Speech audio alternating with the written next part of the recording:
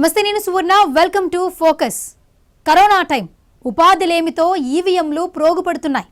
ఖాతాలలో పైసలు లేక ఆటో డెబిట్ చెక్కు సైతం బౌన్స్ అవుతోంది. రుణాల రికవరీకి బ్యాంకులు తొందరపడుతుంటే కట్టే స్తోమత లేక రుణాలు ఎగవేసేందుకు సామాన్యుడు కూడా సిద్ధమవుతున్నాడు. కరోనా ముందు వరకు నెలవారీ చెల్లింపులు సాఫీగా సాగినా తాజా పరిణామాలతో రుణాలు వసూలు కాని పరిస్థితి ఏర్పడింది. దీంతో నగదు ప్రవాహం ఆగితే బ్యాంకులు మూతపడాల్సిందేనని బ్యాంకింగ్ రంగాలు బెంబేలెత్తుతున్నాయి.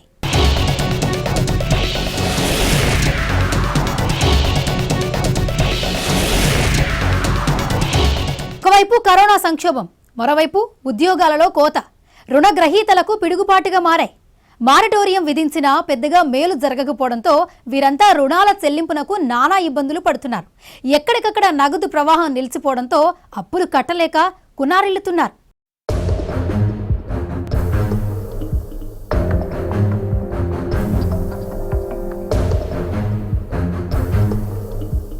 బ్యాంకులు, నాన్ బ్యాంకింగ్ ఫైనాన్షియల్ కంపెనీలు, యాప్ బేస్డ్ రుణదాతల నుండి రుణాల ఎగవేత ప్రారంభమైంది. ఇప్పటికే పోగుపడ్డ మొండి బకాయిలు బ్యాంకు నిధులకు ఆటంకంగా మారగా ప్రస్తుత కరోనా సంక్షోభం కొన్ని నెలల పాటు వడ్డీ చెల్లింపులపై ఆర్బీఐ విధించిన మారిటోరియం ఎత్తివేత రీటైల్ రుణగ్రహీతలపై పెనుభారాన్ని మోపింది. ఇంకా ఆర్థిక వ్యవస్థ కుదురుకోకపోవడంతో ఆదాయాలు సరిగ్గా లేక నెలవారీ చెల్లింపునలకు నానా కష్టాలు పడుతున్నామని లక్షలాది మంది వాపోతున్నారు. దీంతో బ్యాంకుల్లో ఈఎంఐలు చెల్లించే ఆటో డెబిట్ బౌన్స్ అయ్యే పరిస్థితి తలెత్తింది. 2020 ఏప్రిల్-ఆగస్టు మధ్య జీతాలపైనే ఆధారపడ్డ వ్యక్తుల్లో మొత్తం ఉద్యోగ నష్టాన్ని అంచనా వేయగా ఆ మొత్తం సుమారు 21 మిలియన్లుగా తేలింది. అయితే పరిస్థితులు చక్కబడకపోవడంతో చాలా మంది ఇప్పటికీ తమ రుణ బాధ్యతలను నెరవేర్చలేకపోతున్నారు. రిజర్వ్ బ్యాంక్ ఆఫ్ ఇండియా మార్చి-ఆగస్టు మధ్య 6 నెలల తాత్కాలిక నిషేధానికి అనుమతించినప్పటికీ మహమ్మారి వల్ల తమ నగదు ప్రవాహానికి ఎంతవరకు నష్టం జరిగిందో పరిగణలోకి తీసుకుంటే ఈ నిషేధం సరిపోదని రుణగ్రహీతలు భావిస్తున్నారు. సెంట్రల్ బ్యాంకు విడుదల చేసిన ప్రారంభ డేటా ప్రకారం రుణం పొందిన రీటైల్ రుణగ్రహీతలలో సగానికి పైగా ఏప్రిల్ చివరి నాటికి తాత్కాలిక నిషేధాన్ని ఎంచుకున్నారు. సంక్షోభం మధ్య కార్పొరేట్లు మరింత స్థితిస్థాపకంగా ఉండటంతో అదే కాలంలో 31% మాత్రమే తాత్కాలిక నిషేధంలో ఉంది.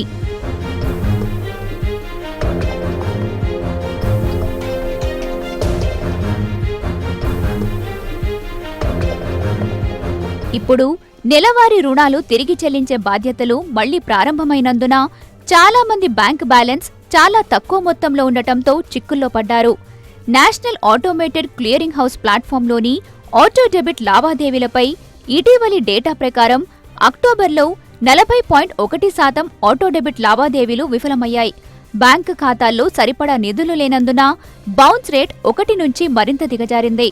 దీని ప్రకారం ఫిబ్రవరి నాటికి బౌన్స్ రేట్ 31.5%కి చేరింది. అయితే ఖచ్చితంగా చెప్పాలంటే రుణగ్రహీత స్టేట్ బ్యాంక్ ఆఫ్ ఇండియా నుండి రుణం పొందినప్పుడు అదే బ్యాంకులో పొదుపు ఖాతాను కలిగి ఉంటే ఆటో డెబిట్స్ నాచ్ డాటాలో భాగం కావు. అయితే ప్రతి ఆటో డెబిట్ బౌన్స్ కు బ్యాంకులు 200 రూపాయలకు పైగా వసూలు చేస్తుందని రుణదాతలు డెబిట్ ఆదేశాన్ని పలుసార్లు సమర్పిస్తున్నా ఇది కొనసాగుతూ తమపై మరింత ఒత్తిడి పెరుగుతోందని వినియోగదారులు వాపోతున్నారు.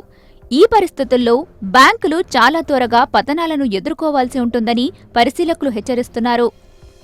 రుణదాతల నుండి వ్యాఖ్యానాలు వరుసగా సేకరణ సామర్థ్యాన్ని మెరుగుపరచడానికి సూచించిన పెరిగిన బౌన్స్ రేట్లు అధిక వసూలు ఖర్చుతో పాటు వృద్ధి రికవరీ ఆలస్యానికి కారణమవుతాయని గోల్డ్మెన్ సాక్స్ విశ్లేషకులు వెల్లడిస్తున్నారు.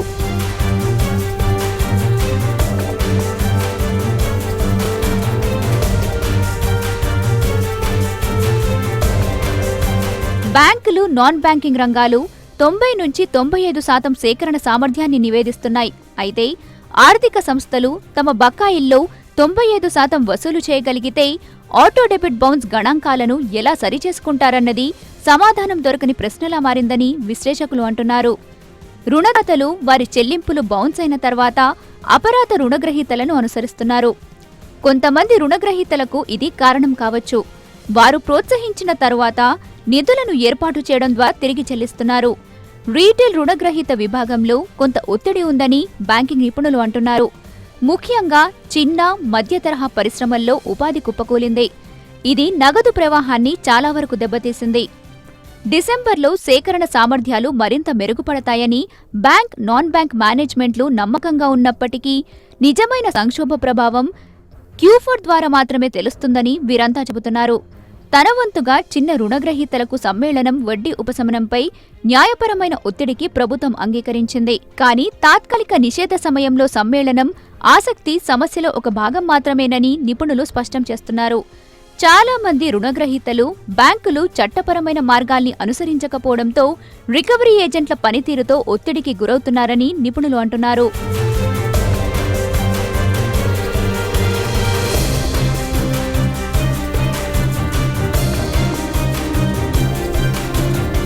అదే సమయంలో రుణదాతలు తమ ఉద్యోగులకు చెల్లించాల్సిన అవసరం, తమ వ్యాపారాన్ని నడిపించాల్సిన అవసరం ఉన్నందున తిరిగి వసూలు చేసుకోవాలని భావిస్తున్నారు. డబ్బు సంపాదించి రుణాన్ని చెల్లించడానికి ప్రజలకు పని అవసరమని, దీన్ని దృష్టిలో పెట్టుకుని ఆర్థిక వ్యవస్థను పూర్తిస్థాయిలో తెరిచేలా చర్యలు తీసుకోవాలని కూడా బ్యాంకింగ్ నిపుణులు సూచిస్తుండటం గమనార్హం. కరోనా మహమ్మారి తర్వాత బ్యాంకర్లు అసురక్షిత రుణాల నుండి దూరంగా ఉండటానికి ఒక కారణముంది. కోవిడ్-19 సంక్షోభం ఫలితంగా చాలా మంది జీవనోపాధిని కోల్పోవడం రుణదాతలకు తీరని నష్టాన్ని తెచ్చిపెట్టింది. ఇది వారి ఆస్తి నాణ్యతను కూడా దెబ్బతీసిందని చెప్పవచ్చు. భారతదేశ రెండో అతిపెద్ద క్రెడిట్ కార్డ్ సంస్థ SBI కార్డులు చెల్లింపు సేవల లిమిటెడ్ సెప్టెంబర్ త్రైమాసికంలో అపూర్వ చెడు రుణాల పెరుగుదలను ఎదుర్కొంది. దాని స్థూల నిర్ధారక ఆస్తులు జూన్ 2 వరకు 3 నెలల్లో 1.35% నుండి Q2లో 4.29% పెరిగాయి. సెప్టెంబర్ 3న సుప్రీంకోర్టు ఉత్తర్వులు ఆస్తి నాణ్యత మొత్తం బకాయిల్లో 7.46% దిగజార్చాయి. ఈ ఉత్తర్వులతో రుణదాతలు తమకున్న కొన్ని ఆస్తులను ప్రామాణికంగా ఉంచడానికి దోహదం చేసింది. S&P గ్లోబల్ రేటింగ్స్ ప్రకారం బ్యాంకింగ్ రంగ చెడు రుణాలు 20 మార్చ్ 2022 నుండి 30 జూన్ 2020 నాటికి 8% నుండి మొత్తం రుణాలలో 10 నుంచి 11% వరకు పెరుగుతాయని అంచనా.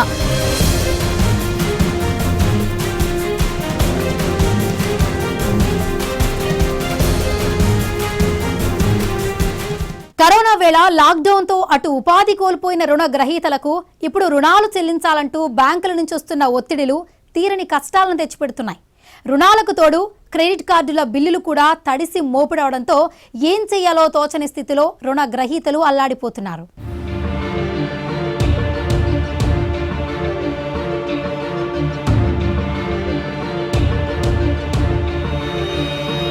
తాజా పరిస్థితుల్లో రుణగ్రహీతలు మెట్రో నగరాల్లోని తమ తాత్కాలిక నివాసాల నుండి చిన్న పట్టణాలు, నగరాలకు తరలి వెళ్లారు. దీంతో వీరు మళ్లీ రుణాన్ని పొందాలంటే కష్టమేనని ఆర్థిక నిపుణులు చెబుతున్నారు. ఎందుకంటే చాలా మంది ప్రజలు కోర్టు నుండి తుది నిర్ణయం కోసం ఎదురుచూస్తున్నందున వాళ్ల బకాయిలను చెల్లించకపోవచ్చని భావిస్తున్నారు. రుణగ్రహీతలు డీఫాల్ట్గా కొనసాగితే క్రెడిట్ స్కోర్లు ప్రభావితమవుతాయి. భవిష్యత్తులో ఏదైనా రుణం పొందటం కష్టమేనని తెలుస్తుంది. మరోవైపు అనువర్తన ఆధారిత రుణదాతాల రికవరీ వ్యూహాలు చాలా బలవంతంగా ఉన్నాయి. డీఫాల్ట్ల విషయంలో రుణదాతలు రుణగ్రహీతలకు క్రెడిట్ విలువను అంచనా వేయడానికి ఆ స్మార్ట్ ఫోన్లలోని డిజిటల్ బ్యాంక్ లావాదేవీలు సైతం ఉపయోగపడుతున్నాయి. మరోవైపు రికవరీ ఏజెంట్ల నుండి వేధింపులకు వ్యతిరేకంగా పోరాటం సాగుతోంది. దీనిలో రుణగ్రహీతలకు 10 మంది న్యాయవాదులు, సామాజిక కార్యకర్తల సమిష్టి రుణ వినియోగదారుల సంఘం సహాయం చేస్తుంది. లాక్డౌన్ మొదలైనప్పటి నుండి వినియోగదారుల దుర్బలత్వానికి సంబంధించిన ఫిర్యాదులపై స్పందించి వారికి చట్టపరమైన పరిష్కారాన్ని సూచిస్తోంది.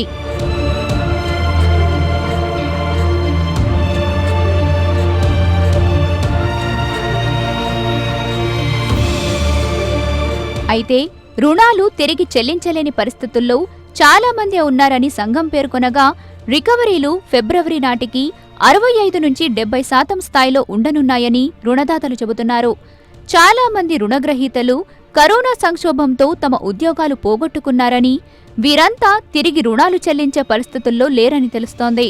అయితే రికవరీ ఏజెంట్ల పనితీరును ప్రజా రవాణా స్తంభించడంతో ప్రభావితమవుతుంది. ఇదిలా ఉంటే రీటైల్, ఇతర రుణగ్రహీతల రుణాలను నిరర్థకమని వర్గీకరించకుండా తిరిగి పొందటానికి RBI సెంట్రల్ బ్యాంకులకు అనుమతినిచ్చింది. వాస్తవానికి చిన్న, మధ్య తరహా వ్యాపారులు తిరిగి చెల్లించే నిబంధనలను సడలించడం కోసం ఎక్కువగా అభ్యర్థించే అవకాశముంది. మరోవైపు లాక్డౌన్లో వచ్చిన ఆర్థిక ఇబ్బందులతో క్రెడిట్ కార్డ్ వాడకం మరింత రెట్టింపైంది. అసలే మొండి బకాయిలతో కునారిల్లుతున్న బ్యాంకులపై ఇప్పుడు క్రెడిట్ కార్డు రుణాల భారం కూడా పడింది.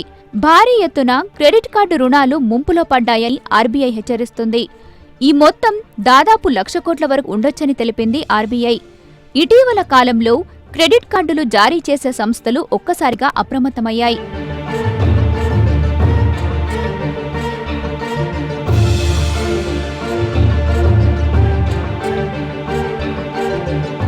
క్రెడిట్ కార్డులు అడ్డగోలుగా వాడటం, ఈఎంఐలు సరిగ్గా చెల్లించకపోవడం, క్రెడిట్ కార్డ్ లిమిట్ మొత్తాన్ని వాడేసి బిల్ కట్టకుండా ఎగ్గొట్టడం వంటి చర్యలు అధికమయ్యాయి. ఆర్బీఐ ఇటీవల విడుదల చేసిన డేటా ప్రకారం బ్యాంకులు అప్రమత్తంగా ఉండాల్సిన పరిస్థితి నెలకొంది. 2020-21 ఆర్థిక సంవత్సరం తొలి 5 నెలల్లో ఈ వ్యాపార వృద్ధి రేటు 3% ఉంది. అదే సమయంలో రావాల్సిన బకాయిలు 1,00,000 కోట్లుగా ఉన్నాయి. గతేడాది ఇదే సమయంలో వృద్ధి రేటు 10%గా ఉంది. వాస్తవానికి అన్సెక్యూర్డ్ కేటగిరీలో ఉండే క్రెడిట్ కార్డ్ వ్యక్తిగత రుణాల్లో గత 4-5 ఏళ్లలో భారీగా వృద్ధి రేటు నమోదైంది. కొన్ని బ్యాంకుల్లో ఈ వృద్ధి 25-30% మధ్యలో ఉందంటే అర్థం చేసుకోవచ్చు. ఇప్పుడు ఆ రుణాల్లో ఎగవేతలు ఎక్కువగా ఉండటంతో వృద్ధి రేటు తగ్గిపోయింది. ప్రపంచవ్యాప్తంగా కోవిడ్ కారణంగా ఉద్యోగాలు పోవడం, జీతాల్లో కోత వంటి కారణాలతో రుణ ఎగవేతలు పెరిగాయి. చాలా మంది హౌసింగ్, వెహికల్ లోన్ల కంటే ముందుగా క్రెడిట్ కార్డ్ చెల్లింపులను ఆపేస్తున్నారు. యాక్సిస్ బ్యాంక్ 2019-20 సెకండ్ క్వార్టర్ నుంచే మొండి బకాయిల ముప్పు ఉన్న వాటిని హెచ్చరిస్తూ వస్తుంది. ఇక ఆర్బీఎల్ బ్యాంక్ నుంచి లబ్ధి పొంది ఇటీవల ప్రభుత్వ మారిటోరియం వల్ల వాటిలో 5% వరకు రుణాలు తిరిగి రాకపోవచ్చని ఆ సంస్థ అంచనా వేస్తుంది.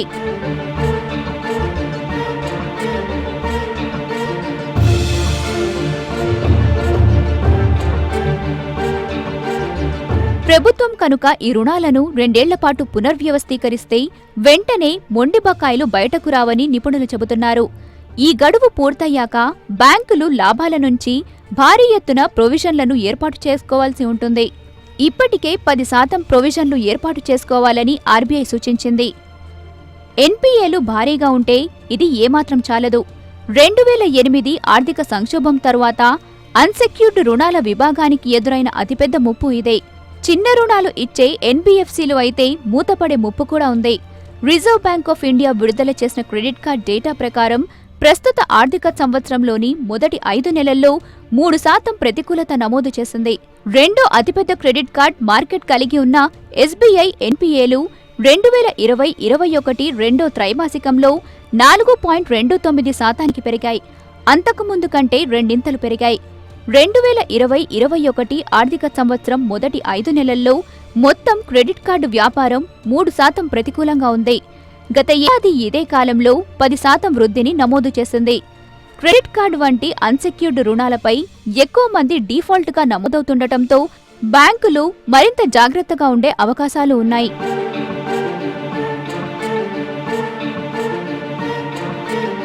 రుణాల వసూలుకు బ్యాంకులు సైతం సిద్ధమవుతున్నాయి. మారిటోరియం తాత్కాలిక ఊరట అందించిన రుణాల చెల్లింపులు నిలిచిపోతే దేశ ఆర్థిక రంగానికే ముప్పు తప్పదని బ్యాంకింగ్ రంగాలు చెబుతున్నాయి. ఈ నేపథ్యంలో లాక్డౌన్ వేళ ఉపాధి కోల్పోయిన రుణ గ్రహీతలకు చేయూతనిచ్చేలా కేంద్రం చర్యలు చేపట్టాల్సి ఉంది.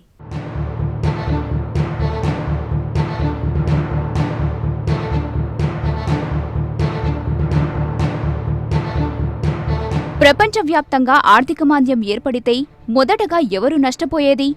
ఆర్థిక రంగంపై ఏమాత్రం అవగాహన ఉన్న వారి నుంచి వచ్చే సమాధానం మొదటగా బ్యాంకులే. ఎందుకంటే ఆర్థిక వ్యవస్థ నడిచేది బ్యాంకులు ఇచ్చే రుణాల మీదే. ప్రపంచంలోని అతిపెద్ద కంపెనీ దగ్గర్నుంచి చిన్నా చితక వ్యాపారి చేసుకునే సింగిల్ హ్యాండ్ బిజినెస్ వరకు ఎవరూ సొంత డబ్బులు పెట్టి వ్యాపారాలు చేయరు. అందరూ బ్యాంకు లోన్ల ద్వారానే వ్యాపారం చేస్తుంటారు. కరోనా దెబ్బకు వచ్చే ఆర్థిక మాంద్యం కారణంగా వారు అప్పులు తీర్చకపోతే వాళ్లకేం కాదు, కానీ బ్యాంకులు మాత్రం దివాళా తీస్తాయి. దీన్ని బట్టి చూస్తే బ్యాంకులకు ఇప్పుడే భవిష్యత్ ప్రళయం కళ్ల ముందు కనిపిస్తుంది. ప్రస్తుతం కరోనా దెబ్బకు ఆర్థిక వ్యవస్థ ఎక్కడికక్కడ స్తంభించింది. కరోనా వైరస్ను మరో 15 రోజుల్లో కట్టడి చేసినా ఆ తర్వాత బండి ట్రాక్ ఎక్కేసరికి మరో నెల పడుతుంది. అంటే అప్పటికే వ్యాపార సంస్థలన్నీ అప్పుల్లో జారిపోయి ఉంటాయి. అవి తాము తీసుకున్న రుణాల వాయిదాలను రీపే చేయడానికి అవసరమైన నగదును కూడా సమకూర్చుకోలేని పరిస్థితికి వెళ్లిపోతాయి. ప్రస్తుతం స్టాక్ మార్కెట్లో లిస్ట్ అయిన నాన్ ఫైనాన్షియల్ కంపెనీలు, బ్యాంకులు, ఇతర ఆర్థిక సంస్థల వద్ద తీసుకున్న రుణాలు 15 లక్షల కోట్ల పైమాటే. ఇప్పుడు ఈ కంపెనీల వ్యాపారాలన్నీ లాక్డౌన్ అయిపోయాయి.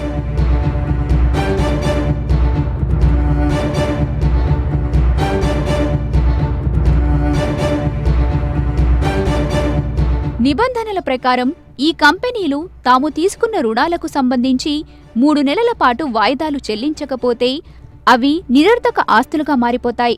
అదే సమయంలో ఆర్బీఐ ఈఎంఐలపై మారిటోరియం విధించడంతో ఈ గండం నుంచి కంపెనీలు బయటపడ్డాయి.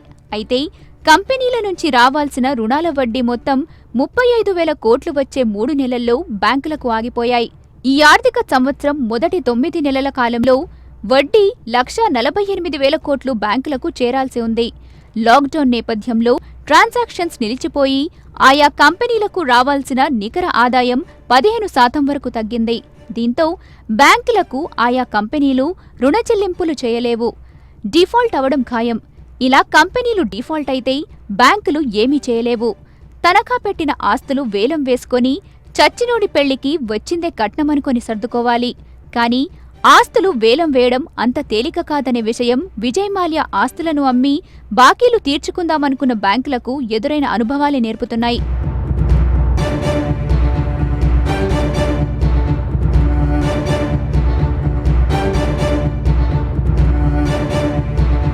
ఎస్ బ్యాంకును ఆదుకున్నట్లు ఎన్ని బ్యాంకుల్ని ఆదుకోగలరు?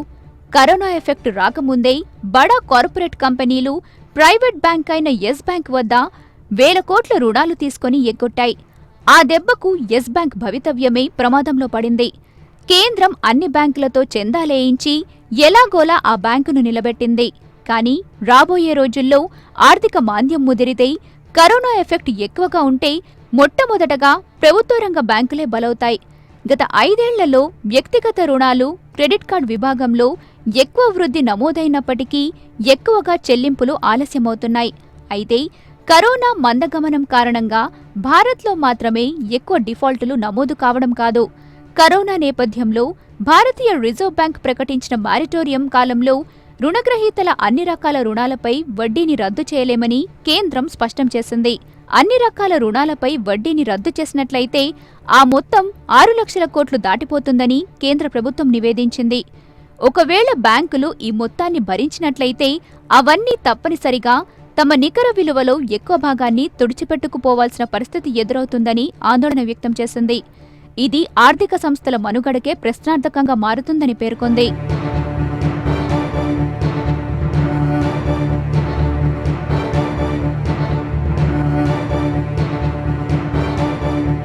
దేశంలోని అతిపెద్ద బ్యాంక్ అయిన స్టేట్ బ్యాంక్ ఆఫ్ ఇండియా కనుక వడ్డీని రద్దు చేస్తే ఆ బ్యాంకు 25 సంవత్సరాలుగా కూడబెట్టుకున్న విలువలోని సగభాగం తుడిచిపెట్టుకుపోతుంది.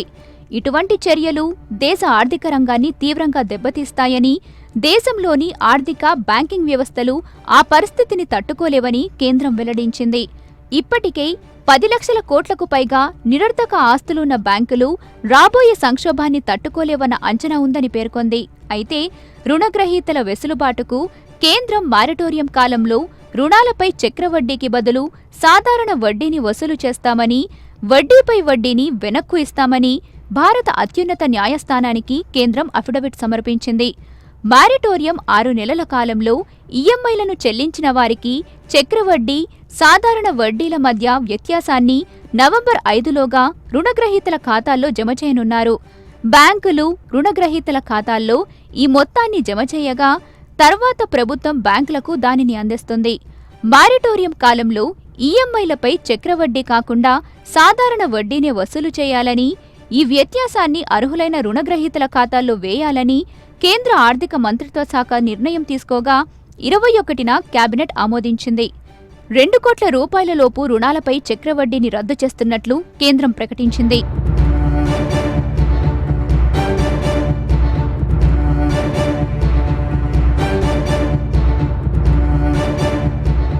ఇప్పుడు ఇప్పుడు రుణగ్రహీతలకు ఊరట కలిగించేలా రుణాలు వసూలు చట్టంలో కొన్ని మార్పులు చేర్పులు తీసుకురావాల్సిన అవసరం ఉందని బ్యాంకింగ్ నిపుణులు సూచిస్తున్నారు. ఓవైపు కరోనా సంక్షోభం, మరోవైపు ఆర్థిక వ్యవస్థ గాడిలో పడకపోవడంతో రుణాలు చెల్లించడం కష్టసాధ్యంగా మారింది. బ్యాంకుల్లో పేరుకుపోతున్న మొండి బకాయిలను వసూలు చేసేలా చర్యలు తీసుకోవాల్సి ఉందని అంటున్నారు. సంక్షోభంలో ఉన్న రంగాలను గాడిలో పెట్టడానికి ప్రభుత్వం చర్యలు చేపట్టాలని, చిన్న మధ్య తరహా సంస్థ రుణాలపై పునఃసమీక్ష చేయాలని సూచిస్తున్నారు.